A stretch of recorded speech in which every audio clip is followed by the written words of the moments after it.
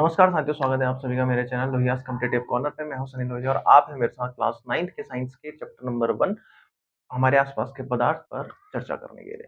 ठीक है, तो चैप्टर का नाम ही हमारे आसपास के पदार्थ है। तो सबसे पहले आपको पदार्थ की परिभाषा पता होनी चाहिए। पदार्थ क्या होता है? प्रकृति में पाई जाने वाली प्रत्येक वस्तु जिसमें द्रव्यमान होता है और जो स्थान घेरती है, अर्थात जिसमें आयतन होता है। मतलब कि जिस वस्तु में द्रव्यमान है और जिसमें आयतन जो स्थान घेर रही है वो क्या है? पदार्थ है। अब जैसे आप ये डस्टर का एग्जांपल ले सकते हैं। ये डस्टर में क्या है?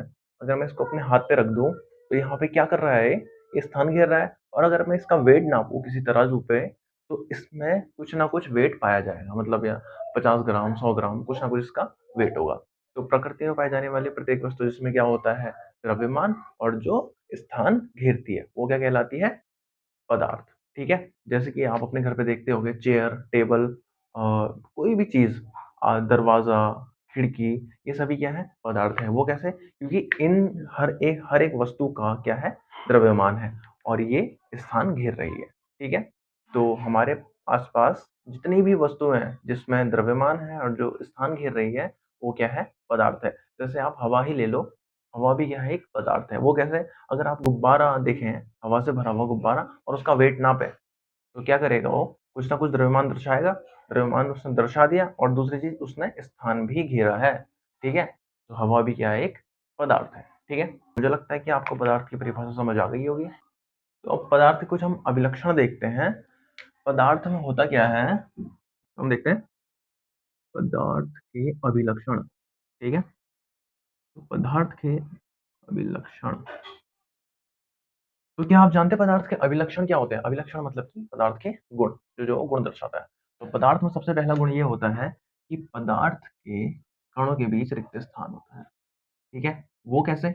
वो मैं ऐसे बता सकता हूँ आपको, जैसे कि आप किसी ठोस वस्तु को दबाएं। ठीक है, मान लो कोई लोहे का टुकड़ा है, आप उसको प्रेस कर रहे हैं, आप उसे दबा रहे हैं, तो क्या वो दबता है?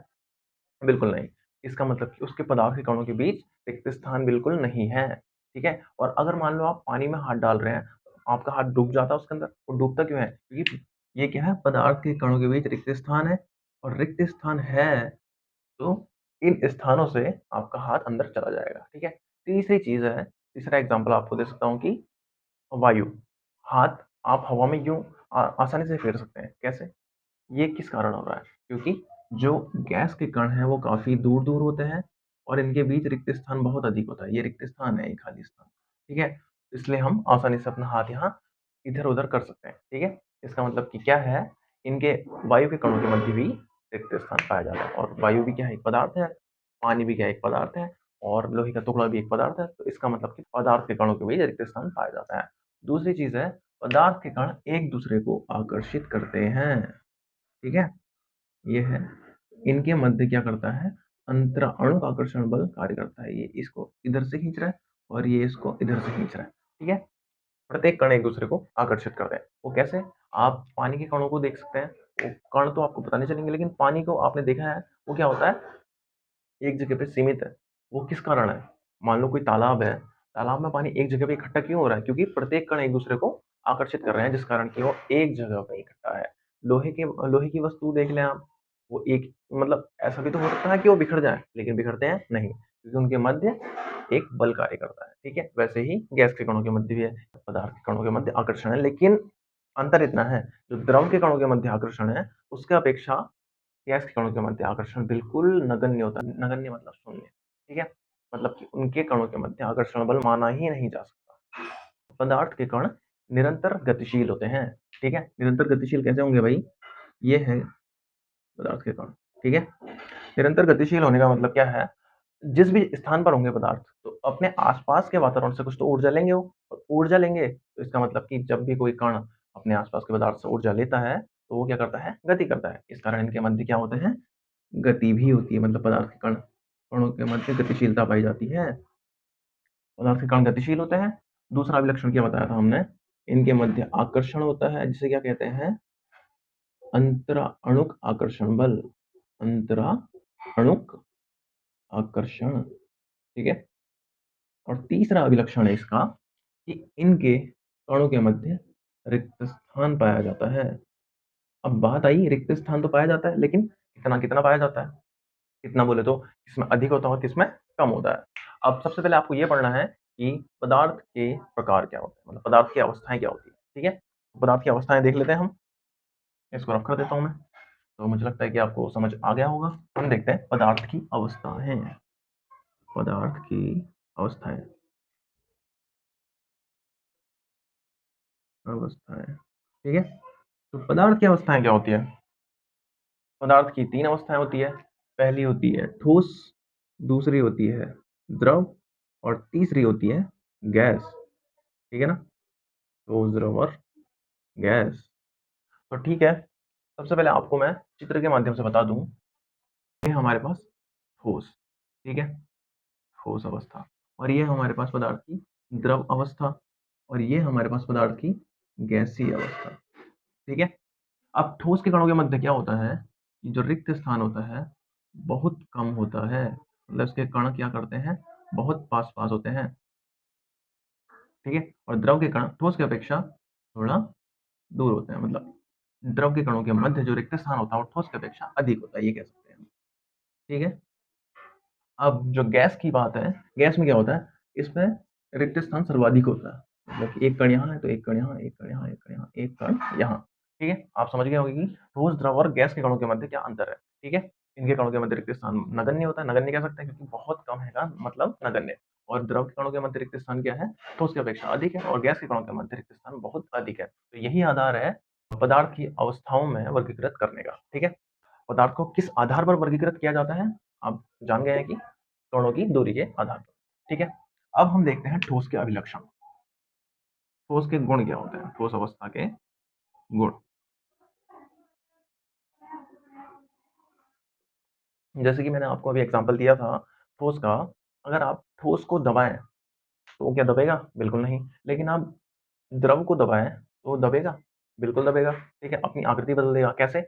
आप क्योंकि जिस भी बर्तन में द्रव को डालते हैं, मतलब पानी को डालते हैं, तो वो उसी का आकार ले लेता है। उसका मतलब क्या है, वो अपना आकार बदल सकता है, मतलब कि उसके कणों के मध्य रिक्त स्थान पाया जा रहा है। ठीक है, और गैस के कण, गैस के कणों से आप कैसे समझेंगे? मान लो कोई गुब्बारा है, गुब्बारे को आप जितना ज्यादा प्रेस करें उतना ज्यादा प्रेस होगा, या ये कह सकते हैं आप अपना हाथ हवा में फेर के देख लें तो आपको पता चल जाएगा कि क्या है, यहाँ पर रिक्त स्थान बहुत ज्यादा है, जिस कारण हमारा आसानी से हाथ फेरा जा सकता है। उसी उसी तरह से अगर पानी में हम हाथ फेरें तो कुछ देर में हमारा हाथ थक जाएगा। वो क्यों थकेगा? क्योंकि उनके कणों के मध्य रिक्त स्थान गैस की अपेक्षा थोड़ा कम है। ठीक है, पास पास है उसके अपेक्षा कण, तो इस कारण क्या हो, वहां पे हमारा हाथ थक जाएगा। लेकिन जब हम ठोस की बात करें, ठोस में तो हाथ फेरा ही नहीं जाएगा।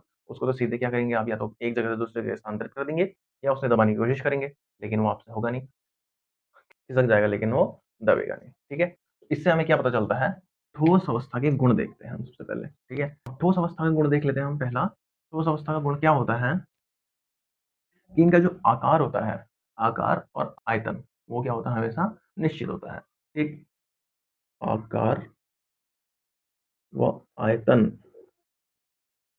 निश्चित होता है।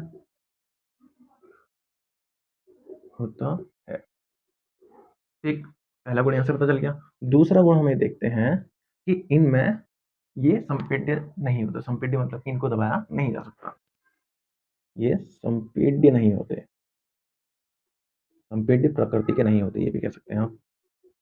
ठीक है, थर्ड पॉइंट है जो इनके कणों के मध्य अंतराणुक आकर्षण बल है, वो क्या होगा, सबसे अधिक होगा कि सबसे कम?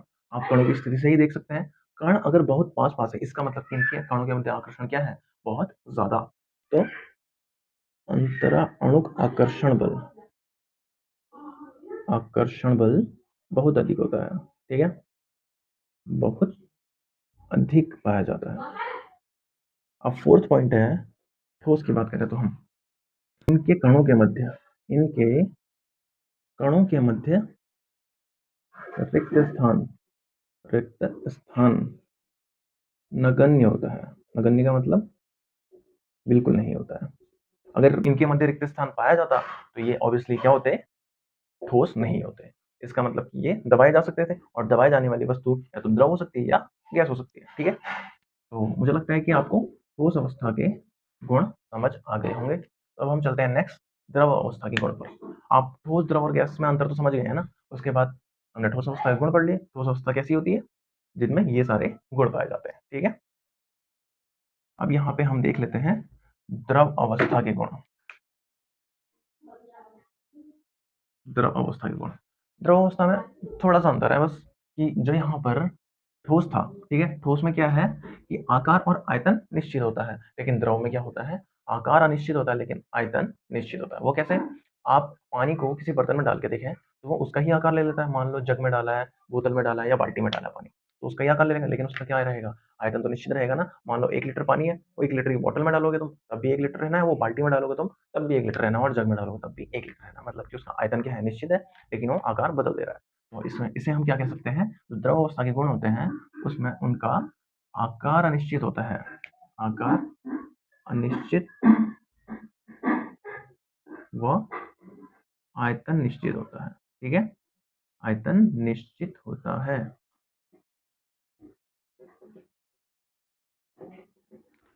दूसरा, ये संपीड्य होते हैं, संपीड्य प्रकृति के, मतलब कि द्रव अवस्था के पदार्थों को दबाया जा सकता है। संपीड्य होते हैं। ठीक है? और थर्ड है, इनके मध्य जो अंतर अणु आकर्षण बल है, वो इसकी अपेक्षा कम पाया जाता है। ठीक है? आप कणों की स्थिति देख के समझ सकते हैं कि इनके मध्य क्या होगा, अंतर अणु आकर्षण बल इसकी अपेक्षा, ठोस की अपेक्षा कम होगा। ठीक है? तो अंतर अणु आकर्षण बल बहुत अधिक तो नहीं कह सकते हैं यहाँ पे, इसे हम कह सकते हैं ठोस की अपेक्षा कम होता है, कम होता है। ठीक है? और फोर्थ पॉइंट है कि जो इनके मध्य रिक्त स्थान होगा, इसकी अपेक्षा क्या होगा, ऑब्वियसली ज्यादा होगा, तभी तो क्या है, संपीड्य है ना। रिक्त स्थान नगण्य ठोस में था, और द्रवावस्था में क्या होगा, ठोस की अपेक्षा अधिक होता है, अच्छा, अधिक पाया जाता है। ठीक है? तो मुझे लगता है कि आप ठोस अवस्था और द्रव अवस्था दोनों अवस्थाएं समझ चुके हैं। अब हम चलते हैं गैसीय अवस्था पे। गैसीय अवस्था के लक्षण क्या होते हैं? तो गैसीय अवस्था आपने देखा है कि गैस के कणों के मध्य क्या होता है, रिक्त स्थान बहुत ज्यादा होता है, और गैस के कणों के मध्य रिक्त स्थान ज्यादा है का मतलब कि उनके कणों के मध्य आकर्षण बल क्या लगेगा, बहुत कम। ठीक है? मतलब उनके कणों के मध्य अंतराणु आकर्षण बल बहुत कम होता है, उनके कणों के मध्य रिक्त स्थान बहुत अधिक होता है, और ये संपीड्य प्रकृति के होते हैं। गैस को प्रेस किया जा सकता है, दबाया जा सकता है। तभी तो आपने अपने घरों में देखा होगा कि जो भी जिसमें आप खाना बनाते हैं, जो गैस है आपके घरों पे, उसमें जो गैस है वो लिक्विड स्टेट में होती है। लिक्विड स्टेट में मतलब कि कभी आपको उसको हिला के देखना तो आपको लगेगा उसके अंदर पानी भरा है, ठीक है? लेकिन वो क्या है, गैस है। ठीक है? तो मतलब कि उसे दबाकर द्रव अवस्था में परिवर्तित किया गया है। ठीक है? तो मतलब कि गैसों का गुण क्या होता है कि इन्हें दबाया जा सकता, मतलब कि ये संपीड्य प्रकृति के होते हैं। और फोर्थ पॉइंट है कि इनका आकार और आयतन कैसा होता है। इनका आकार और आयतन दोनों अनिश्चित होता है, क्योंकि इन्हें जिस भी बर्तन में डाल दिया, जिस भी स्थान पर छोड़ो, ये उसी का आकार ले लेते हैं और उतने ही अधिक आयतन में फैल जाते हैं जितना इनको आयतन मिलता है। ठीक है? तो चलो देख लेते हैं हम द्रव अवस्था के गुण, वो सॉरी, गैस अवस्था के गुण। गैसीय अवस्था के गुण, सबसे पहला गुण क्या है, इनका आकार व आयतन दोनों क्या होते हैं, अनिश्चित। ठीक है? अनिश्चित होते हैं।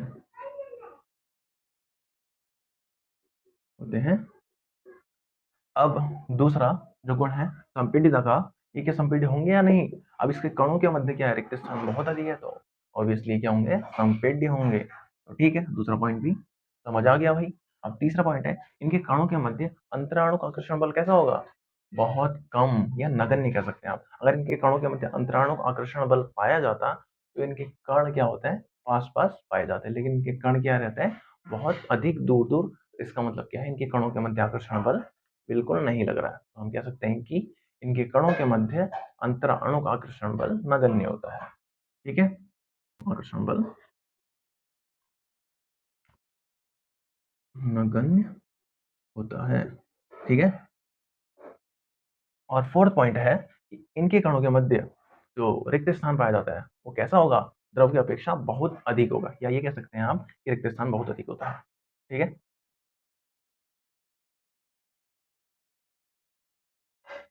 रिक्त स्थान द्रव की अपेक्षा बहुत अधिक होता है। ठीक है? अधिक होता है। ये हम कैसे जान सकते हैं कि इनके कणों के मध्य रिक्त स्थान बहुत अधिक होता है? वो आप इसकी अवस्था से ही पता लगा सकते हैं कि जैसे हवा है, हवा में क्या कण पास-पास है? बिल्कुल नहीं। अगर आपका कुछ खाना बन रहा है, तो ज़रूर ये है कि वो बाहर के लोगों को उसकी खुशबू चली जाएगी। वो क्यों जाएगी? क्योंकि इनके कणों के मध्य रिक्त स्थान इतना अधिक है कि वायु के कण खाने के कणों में मिक्स हो जा रहे हैं। या आप ऐसे समझ सकते हैं कि इनके कणों के मध्य रिक्त स्थान बहुत ज़्यादा है। आपको मैंने हाथ फेरने का एग्ज़ाम्पल दिया था। हाथ फेरने के एग्ज़ाम्पल से आप देख सकते हैं कि आप अपना हाथ आसानी से फेर सकते हैं। इसका मतलब कि यहाँ कणों के मध्य रिक्त स्थान होगा तभी तो अपना हाथ हम आसानी से फेर सकते हैं, ठीक है? इनके कणों के गुणों के कारण ही हम इन्हें ठोस, द्रव और गैस की अवस्था में वर्गीकृत करते हैं, ठीक है? अब चलते हैं हम नेक्स्ट टॉपिक पे।